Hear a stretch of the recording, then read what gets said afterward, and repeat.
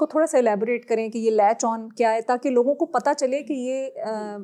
یعنی اگر آپ بچے کو کے منہ کو ایک دفعہ کوئی بھی اور فیل دے دیتے ہیں نا پلاسٹک کی نپل کی،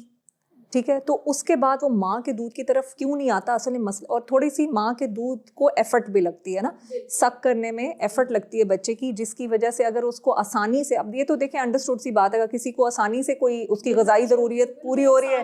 جیسے جانور بھی ہے، تو اگر وہ ہنٹنگ کے بجائے اس کو بنی بنائی روٹی، وہ ہنٹنگ کبھی بھی نہیں کرے گا. اسی طرح بالکل اگر بچہ جو ہے اس کو عادت ہو جائے گی بوتل سے تیز تیز دودھ آ رہا ہے اور تھوڑی سی ایفرٹ سے آ رہا ہے، وہ کبھی بھی نہیں آئے گا نپل کی طرف. تو یہ اس پہ تھوڑا سا پلیز الیبوریٹ کریں، لیچ آن اور وہ جو ٹائم ہم مس کر دیتے ہیں. اچھا، اصل میں بات یہ کہ ہم ماؤں کو یہ تو انسسٹ کرتے ہیں اور کبھی کبھی ہم ماؤں پہ ناراض بھی ہوتے ہیں کہ آپ بچے کو فیڈ کیوں نہیں اپنا دیا اور بوٹل فیڈ آپ نے کیوں دے دی، لیکن ماں کو کیا پرابلمس ہیں وہ کیوں نہیں کروا پائی، اس پہ عموماً ہم اتنی بات نہیں کرتے. اور اس پہ ان کی بیچاری ماں کی کاؤنسلنگ بھی، professional counselling, there is a lack of professional counselling. اب کاؤنسلنگ ہونا کیا چاہیے کہ health care professional, lactation nurses ہونی چاہیے، اور ہمارے ہاسپٹلز میں ویل بیبیز کے لیے بھی ایسا کوئی ایریا یا ڈپارٹمنٹ ہونا چاہیے جہاں پہ صحت مند بچے بھی جائیں اور اپنے جو ان کے چھوٹے موٹے پرابلمس ہیں وہ وہاں پر ان کے ایڈریس ہوں. ابھی ہوتا کیا ہے، ہمارے ہاسپٹلز میں سک بچوں کا برڈن اتنا زیادہ ہوتا ہے کہ یہ ہمارے بالکل جو پرائیورٹیز میں یہ نہیں رہے، اور موسٹ آف دا ٹائمز اپنے او پی ڈی میں بھی ہم سارے وہی بچے دیکھ رہے ہوتے ہیں جو کہ بہت زیادہ بیمار ہیں. تو ایک تو یہ کہ جہاں پہ پریونٹیو پیڈیاٹرکس کا یہاں پر بہت زیادہ رول آتا ہے، جو کمیونٹی میڈیسن کی ایک شاخ ہے،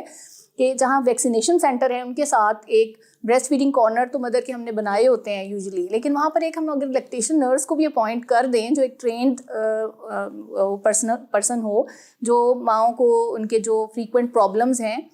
جیسے لیچ آن کی بات ہو رہی ہے، لیچ آن ہوتا ہے کہ دودھ پکڑنا، بچہ کیوں دودھ نہیں پکڑ پا رہا، اس کی کئی ریزنز ہو سکتی ہیں.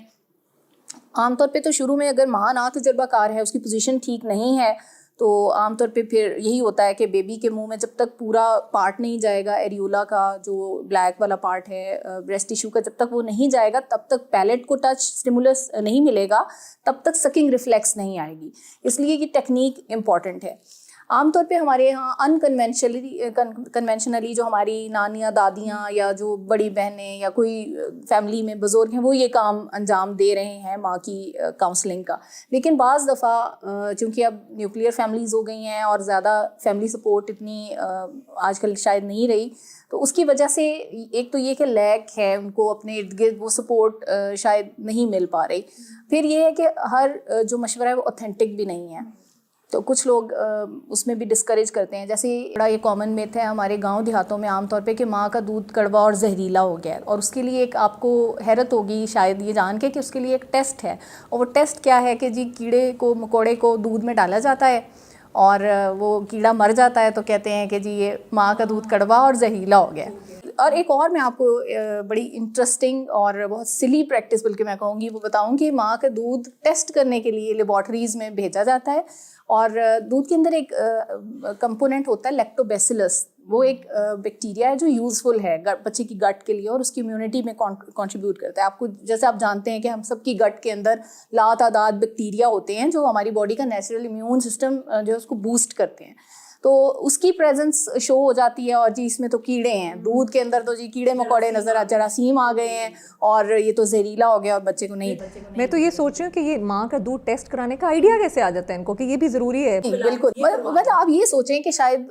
استغفر اللہ تعالیٰ کو نہیں پتا کہ اس نے کوئی زہریلی یا کوئی نقصان دہ مضر چیز اتار دی ہے اس بچے کے لیے. یہ دیکھیں نا، یہ کتنی بالکل اس بات کا کوئی سر پیر نہیں ہے، اور آپ اس کو لاجک ہی نہیں ہے، کچھ جسٹیفائی نہیں آپ کر سکتے. تو اس طرح کے کئی میتھس ہیں.